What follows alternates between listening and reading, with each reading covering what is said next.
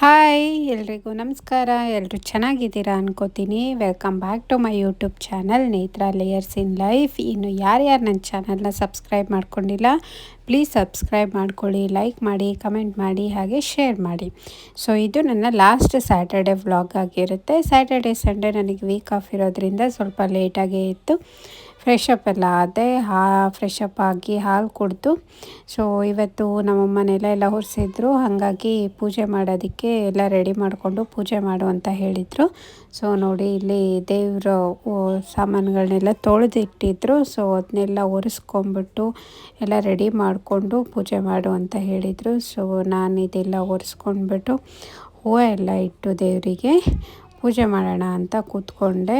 So ನಮಗೆ Saturday Sunday weekend ಆಗಿರೋದ್ರಿಂದ ಈ ಸ್ಯಾಟರ್ಡೆ ಸಂಡೇ ಏನು ಪ್ಲ್ಯಾನ್ಸ್ ಇರಲಿಲ್ಲ. ನಾವು ಊರಿಗೆ ಹೋಗಬೇಕಿತ್ತು, ಬಿಕಾಸ್ ಅಂದರೆ ನಮ್ಮ ಹಳ್ಳಿಗೆ ಹೋಗಬೇಕಿತ್ತು. ಅಲ್ಲಿ ಸ್ವಲ್ಪ ಕೆಲಸ ಇತ್ತು, ಅಂದರೆ ನಾವು ರಾಗಿ ತೆನೆ ಕುಯ್ಸಿತ್ತು. ಸೊ ಅದನ್ನು ಇವತ್ತು ಮಿಷಿನ್ಗೆ ಹಾಕ್ಸ್ಬಿಟ್ಟು ಅದು ಸ್ವಲ್ಪ ಕೆಲಸ ಇದ್ದಿದ್ದರಿಂದ ಊರಿಗೆ ಹೋಗೋಣ ಎಲ್ಲರೂ ಅಂತ ಹೇಳ್ಬಿಟ್ಟು ಹೊರಟಿದ್ವಿ. ಸೊ ನೋಡಿ ಇಲ್ಲಿ ಪೂಜೆ ಎಲ್ಲ ಮುಗಿಸ್ಬಿಟ್ಟು ಇವತ್ತು ಸ್ಯಾಟರ್ಡೆ ಆಗಿರೋದ್ರಿಂದ ಅಮ್ಮ ಕೂಡ ಏನು ತಿಂಡಿ ಮಾಡಿರಲಿಲ್ಲ. ನಮ್ಮ ಅಕ್ಕ ಕೂಡ ಬೇಗ ಕೆಲಸಕ್ಕೆ ಹೋಗಿದ್ರು. ಸೊ ಹೋಟೆಲಿಂದನೇ ತಿಂಡಿ ತೊಗೊಂಡು ಬಂದು ತಿಂದ್ಕೊಂಡು ಬೇಗ ಹೊರಡೋಣ ಅಂತ ಹೇಳ್ಬಿಟ್ಟು ಹೋಟೆಲಿಂದ ಇಡ್ಲಿ ತೊಗೊಂಡು ಬಂದಿದ್ರು. ಸೊ ಅದನ್ನೇ ತಿನ್ಕೊಂಬಿಟ್ಟು ನಾವು ನಮ್ಮ ಊರಿಗೆ ಹೊರಟ್ವಿ. ಸೊ ನಮ್ಮ ಆಂಟಿ, ನನ್ನ ತಮ್ಮ ಎಲ್ಲ ಬಂದರು.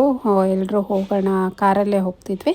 ಸೊ ಹಂಗಾಗಿ ಎಲ್ಲರ ಜೊತೆಲೇ ಹೋಗೋಣ ಅಂತ ನೋಡಿ ನಮ್ಮಮ್ಮ, ನಮ್ಮ ಆಂಟಿ ಮಗ ಎಲ್ಲರೂ ಕಾರಲ್ಲಿ ಹೊರಟ್ವಿ. ಸೊ ನನ್ನ ತಮ್ಮ ಹೇಳ್ತಿದ್ದ ಪೆಟ್ರೋಲ್ ನೀನೇ ಹಾಕಿಸ್ಬೇಕಂತ ಹೇಳಿಬಿಟ್ಟು ಏನೇನು ಮಾಡೋದು ಹಾಕಿಸ್ಬೇಕಲ್ವ ಅಂದ್ಕೊಂಡು ಸೊ ಅಲ್ಲಿಂದ ಹೊರಟು ನಮ್ಮೂರು ನಾವಿರೋ ಪ್ಲೇಸಿಂದ ಒಂದು ಅರ್ಧ ಗಂಟೆ ಅಷ್ಟೇ. ಸೊ ಬೇಗನೆ ರೀಚ್ ಆಗಿಬಿಡ್ಬೋದು. ಹಾಗಾಗಿ ನಾವೆಲ್ಲ ಹೊರಡೋ ಅಷ್ಟರಲ್ಲಿ ಲೇಟೇ ಆಗೋಯಿತು. ನೋಡಿ ತುಂಬ ಬಿಸಿಲಿತ್ತು ಅಷ್ಟರಲ್ಲಿ ಆಲ್ರೆಡಿ. ಸೊ ಅಲ್ಲಿಂದ ಪೆಟ್ರೋಲ್ ಬಂಕಿಗೆ ಬಂದು ಪೆಟ್ರೋಲ್ ಹಾಕ್ಸ್ಕೊಂಡು ಸೊ ನಾವು ನಮ್ಮ ಊರ ಕಡೆ ಹೊರಟ್ವಿ. ಸೊ ನೋಡಿ ಇದು ನಮ್ಮ ಊರಿಗೆ ಹೋಗೋ ದಾರಿ. ಸೊ ಫೈನಲಿ ನಮ್ಮ ಊರಿಗೆ ಬಂದ್ವಿ ನಾವು. ಎಷ್ಟೇ ದೂರ ಇದ್ದರು, ಕೆಲಸದ ಮೇಲೆ ಹೊರಗಡೆ ಹೋಗಿದ್ರು, ನಮ್ಮೂರಿಗೆ ನಮ್ಮ ಮನೆಗೆ ಬರೋದು ಅಂದರೆ ಖುಷಿ ಇರುತ್ತಲ್ವ. ಸೊ ಇದು ನಮ್ಮ ಹಳ್ಳಿಲಿರೋ ನಮ್ಮ ಮನೆ. ಸೊ ಮನೆಗೆ ಬಂದು ವಿಡಿಯೋ ಮಾಡಿಕೊಂಡು ನಾನು ನಮ್ಮ ಚಿಕ್ಕಪ್ಪನ ಜೊತೆ ಹೊಲದ ಹತ್ರ ಹೊರಟೆ. ಅಲ್ಲಿ ನಮ್ಮ ತಾತ ಇದ್ದರು, ಅವ್ರಿಗೆ ಊಟ ಕೊಡಬೇಕಿತ್ತು.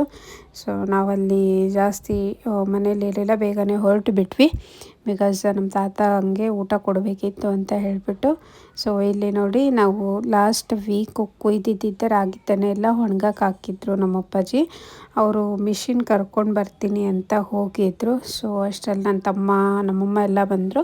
ನಾವು ಸ್ವಲ್ಪ ಹಸಿ ಕಡಲೆಕಾಯಿ ಗಿಡ ಹಾಕಿದ್ವಿ. ನಮ್ಮಮ್ಮ ಅದನ್ನು ಕಿತ್ಕೊಂಡು ಬಂದು ಸುಲ್ಕೊಡ್ತಾಯಿದ್ರು ನನಗೆ. ನನ್ನ ತಮ್ಮ ಏನೋ ಕಾಮಿಡಿ ಮಾಡ್ತಿದ್ದ ಅಂತ ನೋಡಿ ಇಲ್ಲಿ ಮಾತಾಡ್ಕೊಂಡು ಕೂತಿದ್ದೀವಿ.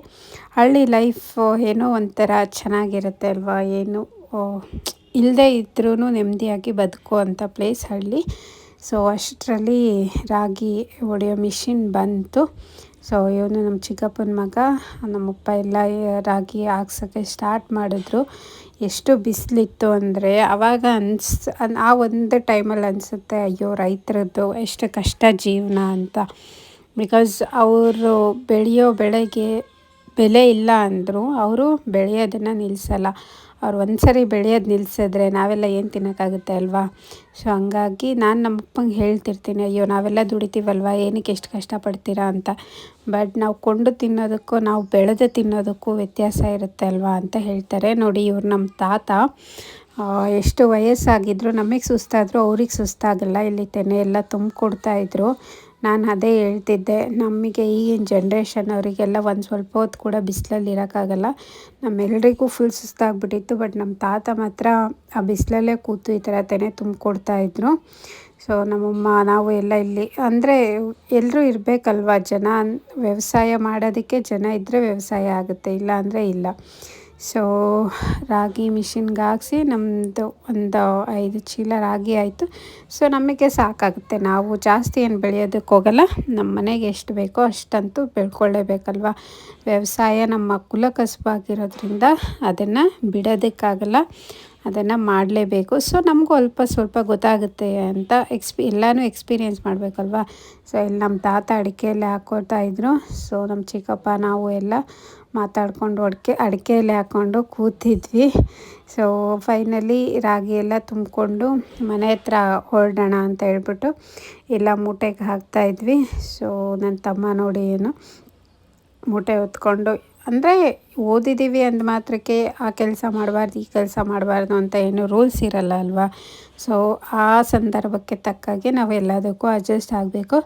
ಸೊ ಹೀಗೆ ಮೂಟೆಗಳನ್ನ ಗಾಡಿಯಲ್ಲಿ ಇಟ್ಕೊಂಡು ನಾವು ಮನೆ ಕಡೆ ಹೊರಟ್ವಿ. ಇದಾಗಿತ್ತು ನಮ್ಮ ಲಾಸ್ಟ್ ಸ್ಯಾಟರ್ಡೆ.